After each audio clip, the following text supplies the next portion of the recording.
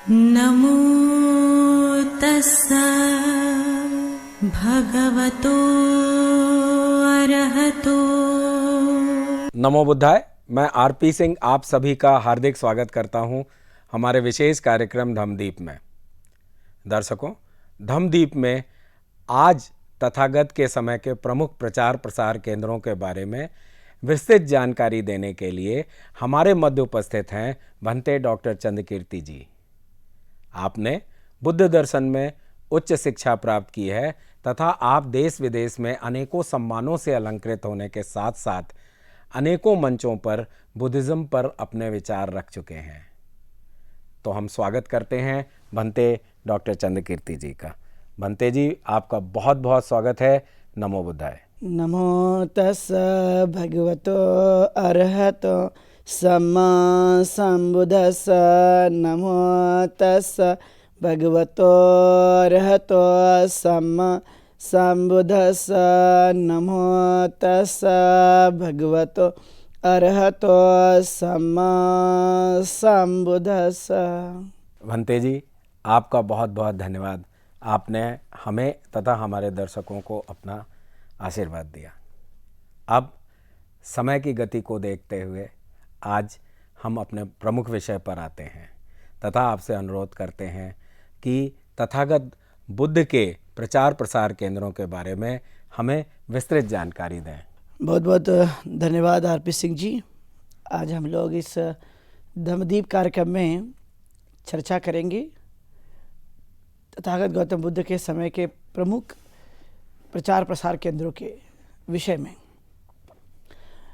तथागत गौतम बुद्ध हम जैसे कि जानते हैं कि वो लगातार गांव-गांव में, शहर-शहर में और जितना हो सकता था जगह जगह वो धर्म का प्रचार प्रसार करने पर बड़े बल दिया करते थे।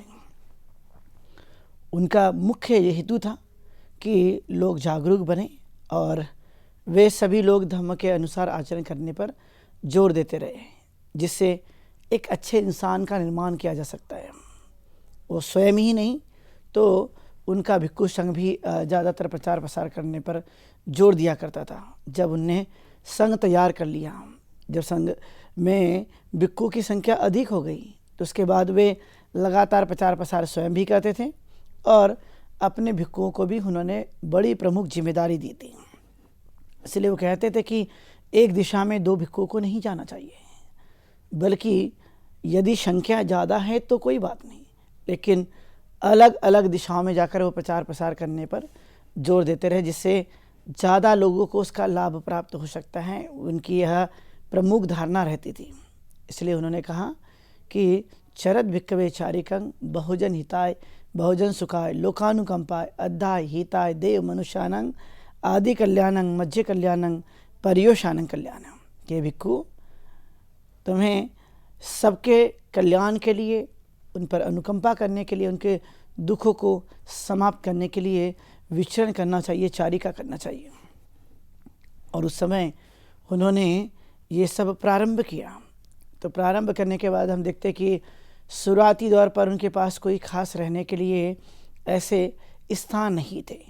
वह पेड़ के नीचे या जहाँ उपयुक्त जगह मिल जाती थी वहीं पर भी विश्राम किया करते थे और चारिका करके भोजन ग्रहण करना और एक स्थान से दूसरे स्थान पर उनको जाना, यही उनके उस समय की शुरुआती दौर की यह एक खासियत रही है। लेकिन जैसे जैसे संघ का प्रचार प्रसार बढ़ते गया, स्वयं तथागत गौतम बुद्ध लोगों के बीच जा कर के वो प्रचार प्रसार करने पर जोर दिया करते थे। तब उस समय बहुत सारे जो लोग थे उन्होंने तथागत गौतम बुद्ध के लिए कुछ खास केंद्र बनाए, जिसे हम बुद्ध विहार भी कहते हैं। बुद्ध विहार का मतलब ये होता है कि जहाँ पे शिक्षा और संस्कार का प्रशिक्षण हो, ज्ञान अर्जन करें और वह अपने जीवन को श्रेष्ठ बनाए। इसका खास उस काल से हमें महत्व देखने के लिए मिलता है। और इसलिए सबसे पहले आप जब देखेंगे तो तथागत गौतम बुद्ध को वेणुवन जो है वो बिंबिसार ने दान में दिया था। उसके बाद अब देखते हैं तो अनाथ पिंडक ने एक चेत वनाराम विहार बनाकर तथागत और संघ को दान दिया था।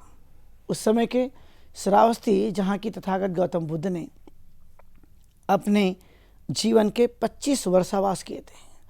जो वर्षावास का मतलब होता है कि 3 महीने का कार्यकाल जो है वह एक जगह रहकर ज्ञान का संपादन करना, ध्यान साधना करना और जितना हो सके तो अपने आंतरिक सुख को प्राप्त करना, यह वर्षावास का मुख्य हेतु होता है। इसलिए वो ज़्यादा विचरण नहीं करते। इसलिए उन्होंने श्रावस्ती में जो बना हुआ कुमार और अनाथ पिंडक के द्वारा जो बनाया गया था विहार, उसमें तथागत गौतम बुद्ध ने काफ़ी लंबा समय व्यतीत किया। वह एक उस समय प्रचार प्रसार केंद्र का एक मुख्य स्थान था। वहाँ से वह प्रचार और प्रसार करते थे। उस जगह के जो राजा थे, राजा प्रसन्नजीत, और उन सब लोग जो है तथागत गौतम बुद्ध को पूरी तरह से मदद करते थे। उनको लगता था कि यह मानव कल्याण का काम हो रहा है और इस मानव कल्याण के काम में हमें भी कुछ न कुछ मदद करनी चाहिए। और इसलिए श्रावस्ती उस काल का एक सबसे बड़ा प्रचार प्रसार का केंद्र था, जहाँ पर एक बड़ी सुंदर, जिसे हम मोनास्ट्री भी कहते हैं, बुद्ध विहार भी कहते हैं, या केंद्र कहा जाता है प्रशिक्षण का, तो वह एक विशाल रूप से वहाँ पर हमें देखने के लिए मिलता है। वहाँ पर भिक्षु के रहने की व्यवस्था, वहाँ पर एक जिसे हम साला कहते हैं, वह उस जगह हुआ करती थी जहाँ पर भिक्षु लोग धम्मदेशना दिया करते थे। उपोषण हाल हुआ करता था जहाँ पर भिक्षुओं की दीक्षा कराई जा सके। ऐसे छोटे छोटे भिक्षु निवास हुआ करते थे जहाँ पर भिक्षु विश्राम करते थे। और वहीं पर आप देखेंगे तो उसी मोनास्ट्री के अंदर में पानी के लिए कुआं हुआ करता था और अलग अलग तरह की सुविधा हुआ करती थी, यानी जिसे हम ध्यान साधना या पूजा का स्थान मानते हैं, वह भी उस काल में हमें देखने के लिए मिलता था। यानी बड़ा, बहुत ही विशाल परिसर जहाँ पर बड़ी संख्या में भिक्षु लोग आकर के अध्ययन कर सकते हैं, प्रशिक्षण ले सकते हैं और धम्म प्रचार प्रसार करने के लिए उस स्थान का उपयोग कर सकते हैं। तो यह एक बड़ी, हमें उस काल में बड़ी मोनास्ट्री देखने के लिए मिलती है। और इस मोनास्ट्री ने काफ़ी बड़े अच्छे अच्छे काम किए और बड़ा कल्याणकारी जो प्रचार प्रसार है उस काल में हमें यहाँ इन केंद्रों के द्वारा देखने के लिए मिलता है। इसलिए श्रावस्ती उस काल में ऐसे ऐसे लोगों के एक ऐसे प्रचार प्रसार केंद्र के लिए जाना जाने वाला एक स्थान था, ताकि लोग ठीक ढंग से वह अपने धर्म का आचरण कर सके। इसलिए वहाँ पर ये भी केंद्र था। विशाखा माता ने भी और केंद्र बनाया था निग्रोधाराम, जो श्रावस्ती में ही था। वह भी उस काल का एक प्रचार प्रसार का केंद्र था, जहाँ पर तथागत गौतम बुद्ध ने स्वयं वर्षावास किए हैं। उसी जगह वहाँ पर उन्होंने लोगों को उपदेश दिया है और इस उपदेश से काफ़ी लोग लाभान्वित भी हुए हैं। तथागत गौतम बुद्ध हमेशा श्रावस्ती के लोगों को ये कहा करते थे कि श्रावस्ती के लोगों, आप लोगों ने दूर दूर जाकर प्रचार करना चाहिए। वो इसलिए कहा करते थे क्योंकि उनके अंदर में मैत्री, करुणा और प्रेम, दया का भाव बड़ा अटूट था। बड़ी गहरी उनके अंदर में मैत्री थी। इसलिए उनको लगता था कि श्रावस्ती के लोग जहाँ जहाँ पर भी जाएंगे वो मैत्री का प्रचार करते चले जाएंगे। इसलिए उस श्रावस्ती के स्थानों को हम मानते कि एक बड़ा प्रचार प्रसार का केंद्र उस समय था तथागत गौतम बुद्ध के काल में। और एक विशाल रूप से उन्होंने विहार का निर्माण किया, जहाँ पर वह ठीक ढंग से वह व्यवस्था को संचालित किया जा सके। अभी भी आप देख सकते हो, हमें उसके अवशेष वहाँ पर देखने के लिए मिलते हैं, जो उस समय कितने बड़े रहे होंगे। और वहाँ पर दूर दूर से लोग अध्ययन करने के लिए आते थे, भिक्षु बनने के लिए आते थे, उपासक और उपासिकाएं ज्ञान अर्जन करने के लिए आते थे। इसलिए तथागत गौतम बुद्ध ने वहाँ पर बहुत सारे उपदेश दिए। उनमें से एक उपदेश जो कि बहुत ही महत्वपूर्ण है, जिसे हम महामंगल सूत्र कहते हैं, उन्होंने ये देशना दी। और जब पहली संगति होती है तो पहली संगति में तथागत गौतम बुद्ध के द्वारा बताए गए धम्मोपदेश को भिक्षु आनंद अपने मुखाग से, यानी अपने मुंह से वह संगायन करते हैं, उसे बताते हैं कि तथागत गौतम बुद्ध ने इस तरह की देशना दी थी। और वहाँ मंगलसूत्र जिसमें 38 प्रकार के मंगल बताए गए, ये कोई साधारण नहीं है। श्रावस्ती में ये तथागत गौतम बुद्ध ने उपदेश दिए और ये 38 मंगल जो कुछ भी मनुष्य अपने जीवन काल में अपनाता है तो वह कैसे उसका मंगल हो सकता है, उससे हम जान सकते हैं। मैं संक्षिप्त में बताऊंगा, चूँकि प्रचार प्रसार केंद्र है और वहाँ पर ये देशना दी गई और आज भी इसकी बड़ी प्रासंगिकता हमारे समाज में देखने के लिए मिलती है।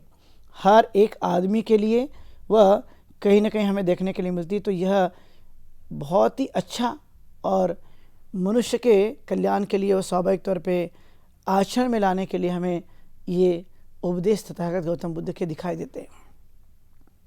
कहते हैं मूर्खों की संगति बिल्कुल भी मत करो, विद्वान की संगति करो, अच्छे वातावरण में रहो और वह अच्छे वातावरण के साथ में जीने के लिए वह कोशिश करो। जितना हो सके तो अलग अलग तरह की शिक्षाएं ग्रहण करो, शिल्प कलाएं सीखो और सुभाषित वाणी बोलो, अनुशासन का आचरण करो और यह जीवन में अंगीकार करो कि मैं अपने माता पिता की सेवा करूँगा। पुत्र बच्चों का भरण पोषण करना, उनकी देखरेख करना, अपने जीवन में दान दे करके वह अपने जीवन को जीना, अपने नाते रिश्तेदारों का संगोपन करना, जो अलग अलग तरह के भाव उत्पन्न होते उस पर संयम बरतना, मादक पदार्थ में संयम बरतना और जितना हो सके तो अच्छी चीज़ों का गौरव करना, शांति का अभ्यास करना, अपने चित्त को कंपित ना होने देना और वह कितना अच्छा शांति का अभ्यास करते हुए जीवन को सुखी बना सकता है। इसके लिए तथागत गौतम बुद्ध ने यही वो प्रचार के केंद्र थे जहाँ पर उन्होंने ये देशना दी थी। वहाँ से हजारों की संख्या में, लाखों की संख्या में बौद्ध भिक्खु निर्माण हुआ करते थे प्रशिक्षित होकर के, और वो जब प्रशिक्षित हो जाते थे तो वह समाज के लिए वह धम्म का दान दिया करते थे। ये सभी धम्म प्रचार प्रसार के केंद्र, मतलब धम्म के प्रचार प्रसार का केंद्र। धम्म जहाँ से दिया जाता है, और तथागत ने धम्म को कोई साधारण नहीं बताया। वो कहते हैं सब दानंग धम्म दानंग जिनाति, अर्थात सब दानों में धम्म का दान श्रेष्ठ है। हे भिक्खु, हे भिक्खुनियों, हे उपासक और उपासिकाओं, आपको सबसे बड़ा यदि जीवन काल में काम करना है तो वह है उपदेश देना, धम्म का दान देना। इससे संसार में कोई काम बड़ा नहीं। इसलिए यह प्रमुख स्थान जो कि उस काल में हमें तथागत गौतम बुद्ध के काल में देखने के लिए मिलता है। उसी तरह से अब देखेंगे तो तथागत गौतम बुद्ध ने वैशाली में भी उन्होंने उस समय 6 बार वर्षावास किए थे और उनके समय का यह भी एक प्रचार प्रसार का केंद्र था। तथागत गौतम बुद्ध वहाँ पर अक्सर जाया करते थे और लोगों को उपदेश दिया करते थे। वहाँ पर भी बड़ी संख्या में भिक्खु प्रशिक्षण लेते थे। उपासक उपासिका तथागत गौतम बुद्ध के पास आते थे और उनसे देशना लेते रहते। त्रिरत्न और जितने सारे ऐसे कई तथागत गौतम बुद्ध के काल में बताए गए उपदेश है। रतन सूत्र की देशना तथागत गौतम बुद्ध ने स्वयं वैशाली में दी थी। भयंकर रोग आने के बाद वहाँ पे अकाल पड़ा था और तथागत गौतम बुद्ध से वहाँ के लोगों ने याचना की थी और याचना करके उन्होंने कहा था कि आप लोगों को पूरी तरह से आश्वस्त होना है। तथागत से याचना करके उन्होंने कहा था कि आपको यहाँ पे आना है और तथागत वहाँ पहुँचे थे तो आप देखते कि भारी बारिश हुई थी। उनका अकाल जो पड़ा था वो धीरे धीरे समाप्त हो गया।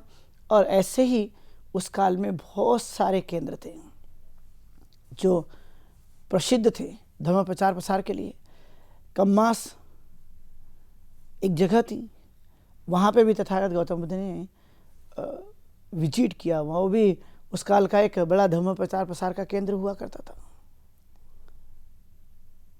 वहाँ पर लोग आते थे और तथागत गौतम बुद्ध से देशना सुनते थे।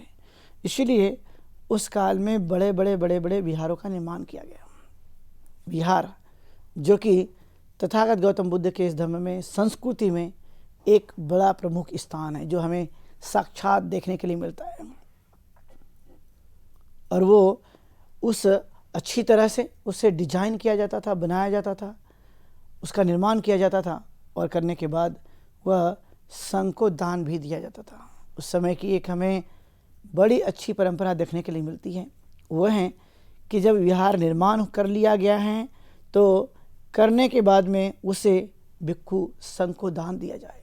तो तथागत गौतम बुद्ध उस समय स्वयं साक्षात थे, इसलिए उनको और उनके संघ को पूरी तरह से दान दे दिया गया और वो सहर्ष दान स्वीकार कर लेते थे। और कहा जाता था कि ये दान जो दिया गया है ये आने वाले, दूर से आने वाले भिक्षुओं के लिए जो यहाँ पर आकर विश्राम कर सकते हैं, धर्म का उपदेश कर सकते हैं, अच्छी तरह से वह आचरण करने के लिए वह यहाँ पर अभ्यास कर सकते हैं। तो इसलिए यह एक महत्वपूर्ण हमें जो धर्म प्रचार प्रसार के केंद्र हमें देखने के लिए मिलते हैं उस समय, तो यह बहुत ही उत्तम कार्य है।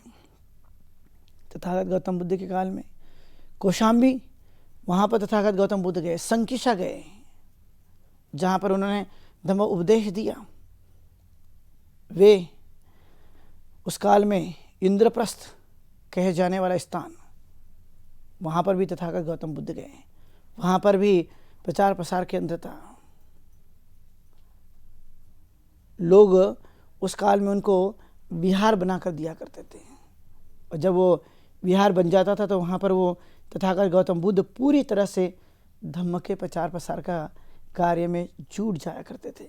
उनको लगता था कि यह एक अच्छा अवसर है, यहाँ पे लोग आ जा सकते हैं, वह ज्ञान अर्जन कर सकते हैं, लोगों को एक नई दिशा मिल सकती है, नई चेतना मिल सकती है। इसलिए वो पूरी तरह से इसके लिए जोर देने पर वह कहीं ना कहीं विहारों के माध्यम से वो प्रयास करते रहते थे। इसलिए यह सभी प्रकार के केंद्र जो कि तथागत गौतम बुद्ध के काल में बनाए गए, उनके बाद तो बहुत सारे विहारों का निर्माण सम्राट अशोक ने किया, 84,000, लेकिन उसके पहले भी तथागत गौतम बुद्ध के काल में भी हमें बड़े बड़े बड़े विहार हमें देखने के लिए मिलते हैं।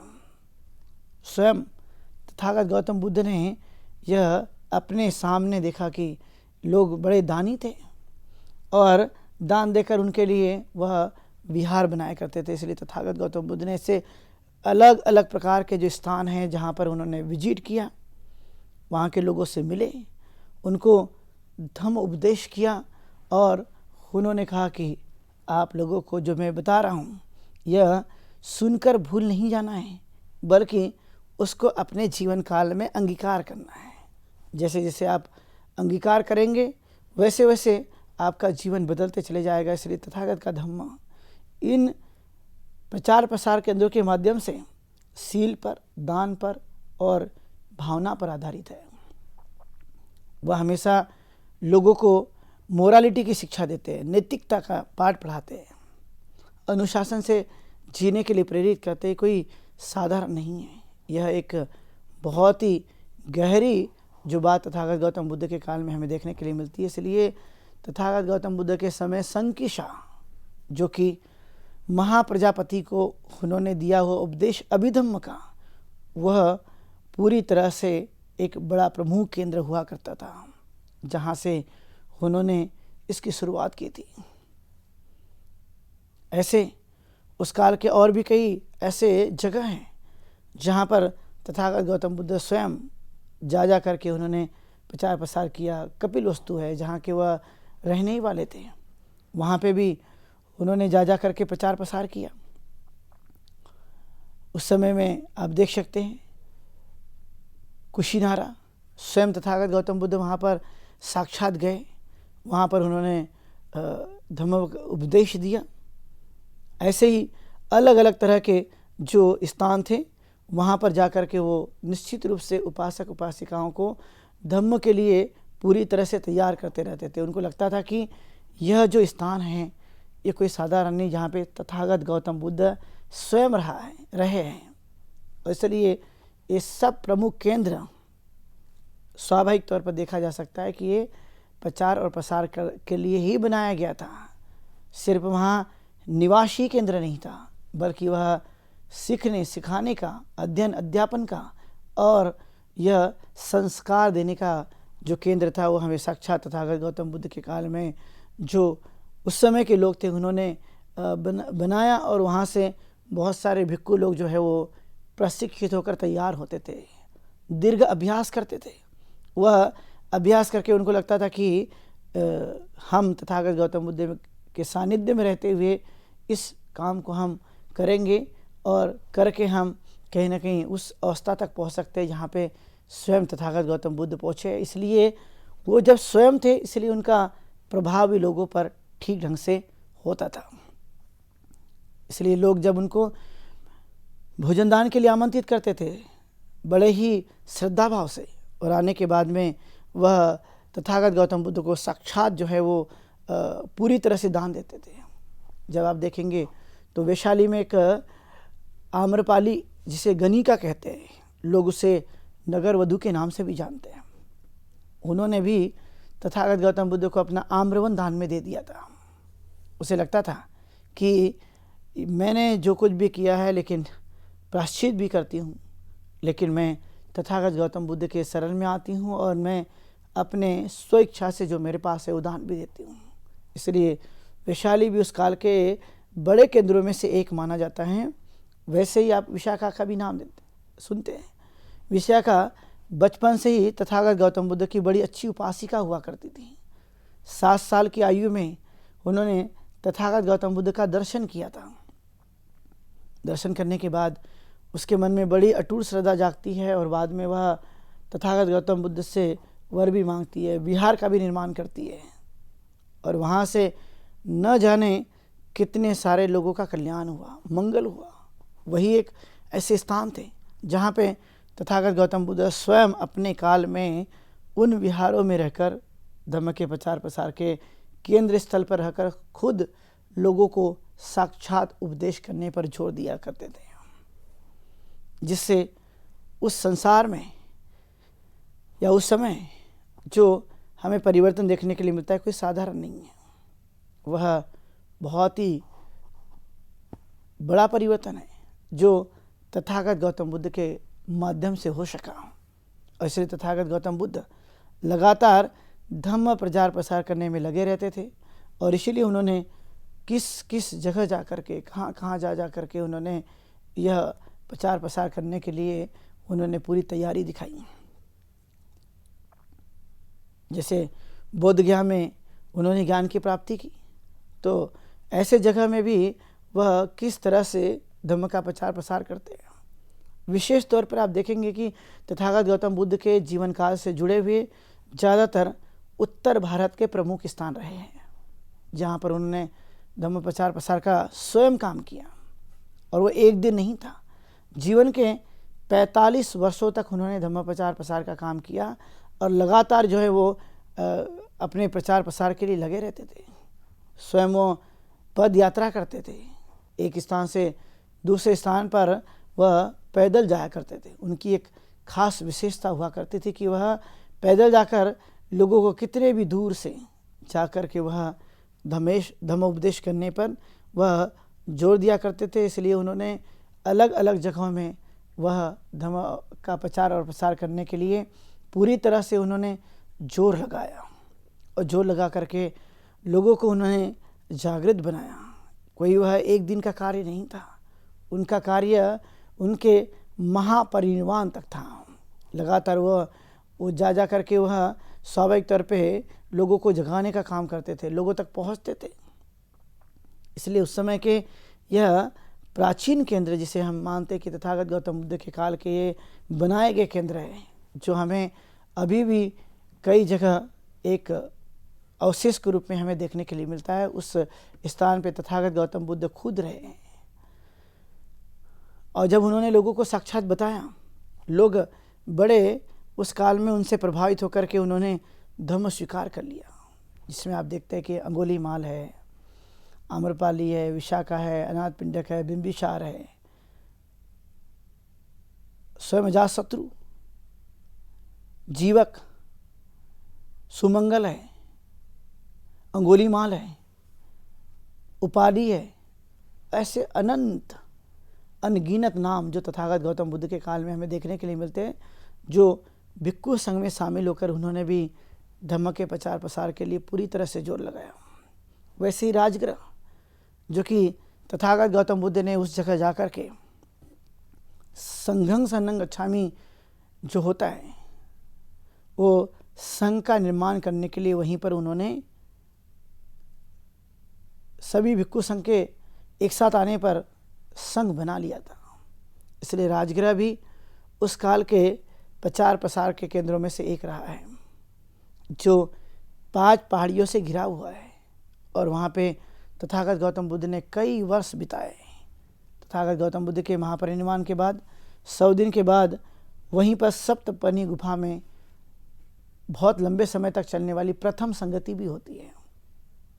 वहाँ के राजा, तत्कालीन राजा काफ़ी तथागत गौतम बुद्ध से प्रभावित हुए थे और उन्होंने वहाँ उनको कई तरह के प्रचार प्रसार केंद्र के लिए उन्होंने अपना आम्रवन वेणुवन भी दान दिया था।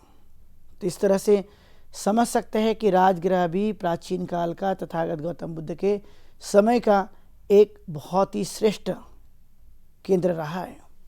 और उस केंद्र में उन्होंने प्रचार और प्रसार करने की पूरी तरह से कोशिश की। इसलिए तथागत गौतम बुद्ध का यह धम्म, जो कि बहुत ही कल्याणकारी रहा है, इसलिए उसको एक व्यवस्थित सुव्यवस्थित ढंग से संचालित करने के लिए केंद्र की ज़रूरत होती है। बिना केंद्र के प्रचार प्रसार कैसे किया जा सकता है? इसलिए उन्होंने उस काल के तत्कालीन जो उनके दायक थे, दायिकाएँ थी, उपासक और उपासिकाएँ थे, उनके शिष्य थे, वह अपने खुद के मेहनत से यह प्रयास करते थे कि कम से कम तथागत गौतम बुद्ध के लिए केंद्र निर्माण किए जाए और केंद्र निर्माण करके वहाँ से प्रचार और प्रसार हो सके। इसलिए आज हम लोगों ने जो विस्तार से देखा है वह है तथागत गौतम बुद्ध के समय के धम्म के प्रचार प्रसार के केंद्र। जो आप लोगों ने इस पर देशिना सुनी, सबके लिए ढेर सारी मंगल कामनाएं। आप सुखी हो, दीर्घायु हो, स्वस्थ रहे। यहीं पर भवतु शमंगलम। भंते जी, आपका बहुत बहुत धन्यवाद। आपने हमारे लिए और हमारे दर्शकों के लिए अपना पूरा समय दिया। मुझे पता है कि आप काफ़ी बिजी आदमी हैं, लेकिन इसके लिए हम अपनी तरफ से तथा दर्शकों की तरफ से आपको धन्यवाद कहते हैं तथा यह उम्मीद रखते हैं कि आप अपना आशीर्वाद ऐसे ही बनाए रखेंगे। तो साथियों, आज के इस विशेष प्रोग्राम में बस इतना ही।